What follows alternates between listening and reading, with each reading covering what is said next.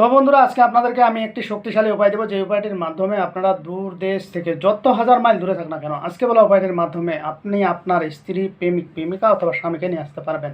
একবার চ্যালেঞ্জ করা বিদ্যা দিলাম আমি আপনাদের মাঝে, এখানে কোনো ভুল ত্রুটি নয়, কিচ্ছু নয়। এই জন্য বন্ধুরা, আপনাদেরকে কী করতে হবে, ভিডিওটি না টেনে শুরু থেকে শেষ পর্যন্ত দেখবেন, অবশ্যই বুঝতে পারবেন। তবে যাদের বিশ্বাস আছে, ভক্তি সহকারে করতে পারবেন, তাদের কাজ হবে। যারা চুল পরিমাণ একটু অবিশ্বাস করবেন যে এটা দিয়ে কাজ হবে কি হবে না, তাহলে এই ব্যাপারে আমি আপনাকে বলবো, শুধু শুধু এমবি নষ্ট করেন না।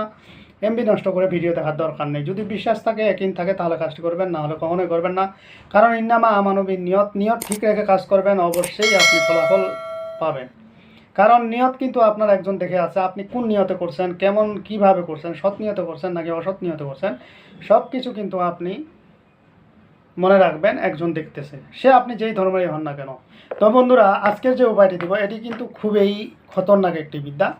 এই বিদ্যার মাধ্যমে আপনারা শত হাজার মাইল দূর থেকে যত বড় ধনী দুলারি হোক না কেন, যত বড় অহংকার ডিমাগে হোক না কেন, যত বড় শরীর তার বন্ধ থাক না কেন, বাড়িঘর বন্ধ থাক না কেন, আপনি নিয়ে চলে আসতে পারবেন। এই জন্য কোনো কবিরাজ তান্ত্রিকের শরণাপন্ন হতে হবে না, কাউকে টাকাও দিতে হবে না আপনার। তো এখন কি করতে হবে, আমি যে ফর্মুলাগুলো বলতেছি, যেভাবে বলতেছি ঠিক এইভাবে কাজটি করবেন। প্রথমত আপনারা শনিবার, মঙ্গলবারে বা সোমবারে, শনিবার মঙ্গলবার করার চাইতে বেটার হবে সোমবার আর শুক্রবার। এই শুক্রবার আর সোমবারের মধ্যে এই কাজটি করবেন। তো প্রথমত আপনারা দশকর্মা দোকানে যাবেন, ভুজপাতা নিয়ে আসবেন। ভুজপাতা, ভুজ্রপত্র দোকানে গিয়ে বললেই হবে। হয়তো টাউন শহরে হলে 100 টাকা নিতে হবে, বা 50 টাকা দিলে দিতে পারে, না দিলে নাই দিতে পারে। তো আমি জানি না টাউন শহরের মধ্যে 50 টাকা দিবে কিনা। তবে 50 টাকা গ্রাম অঞ্চলে পাবেন, কিন্তু আপনার টাউন শহরে দিবে না এগুলো। কারণ ভিআইপি কিছু দোকান আছে যেগুলো 50 টাকাকে টাকা মনে করে না। তো যাই হোক, ওই ভোজ্যপত্র নিয়ে আসবেন, এবং সঙ্গে আপনারা আনবেন কেশরের কালি, জাফরান কেশর। ওখানে যা বলবেন যে মেশকো জাফরান দেন, বা আপনার কেশরের কালি দেন। ওই কেশরের কালি যেটা, জাফরান সেটা একই কথা। হয়তো অনেকেই বুঝেন, অনেকেই বুঝেন না। আজকে আপনাদের মাঝে আমি ভেঙে দিলাম। তো ওটাকে নিয়ে আসবেন। নিয়ে আসার পরে যদি আপনার স্ত্রী হয়ে থাকে, যে আপনি স্ত্রীকে করতে চাচ্ছেন, তাহলে বন্ধুরা এখানে আরেকটি জিনিস নেবেন সাথে। আপনি আরেকটি কড়ি নেবেন, ছোট্ট কড়ি নেবেন। কড়ি নেওয়ার পরে আপনি নিয়ে চলে আসবেন। আর যেদিনকে এই কাজটি করবেন, ওই দিনকে নিয়ে আসার সময় রাস্তায় কারোর সঙ্গে কথা বলবেন না।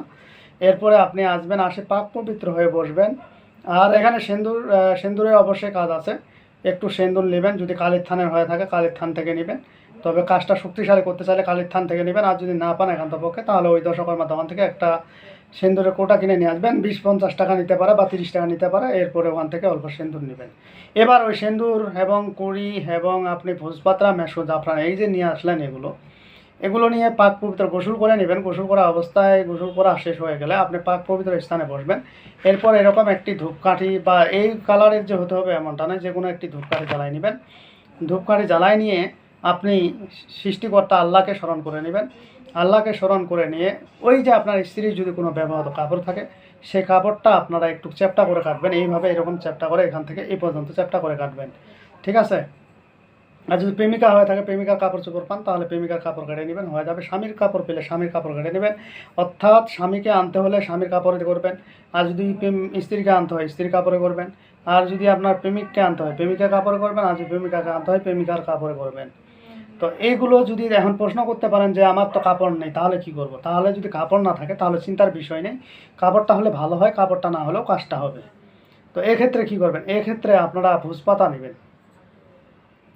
ভোজপাতার ক্ষেত্রে যেই মেশকো জাফরান কালিটা নিয়ে আসছেন, এই মেশকো জাফরান কালিটা দিয়ে ভোজপাতার মধ্যে আপনি ওই প্রেমিকার নাম লিখবেন, বা স্ত্রীর নাম লিখবেন। ধরেন যে স্ত্রীর নাম নার্গিস, মায়ের নাম নুনিহার। তো নার্গিসের মেয়ে নুনিহার, এইভাবে লিখবেন। যে মেয়েটার নাম নার্গিস। তো এইভাবে লিখবেন, নার্গিস, তারপরে লিখবেন নুনিহার, অর্থাৎ নার্গিসের মায়ের নাম নুনিহার। এইভাবে লিখবেন। তারপরে লিখবেন ছেলেটা, এবং এই যে মেয়েটা লিখলেন, এই মেয়েটা কী পদবী, মুসলিম, কি করেন, ওই কথাটা এখানে লিখবেন।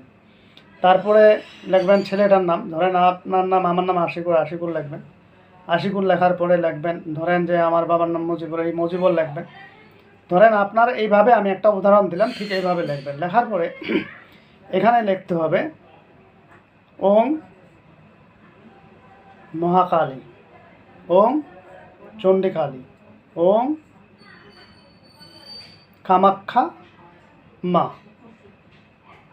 এই জিনিসগুলো আপনাকে লিখতে হবে। লেখার পরে আপনার যখন লেখা হয়ে যাবে, এরপরে ওই যে সিন্দুর পাইছেন, এরপরে ওই যে কড়ি পাইছেন, এটাকে মাখাবেন। মাখানোর পরে এখানে সুন্দর করে আপনি টপলা বাঁধে নেবেন। টপলা বাঁধে নেওয়ার পরে হ্যাঁ, তবে এখানে শেষের দিকে আরেকটা কথা লিখবেন যে অমুক আমার বশ হোক, শীঘ্রই আসুক, শীঘ্রই আসুক, শীঘ্রই আসুক, এই কথাটা শেষে লিখবেন।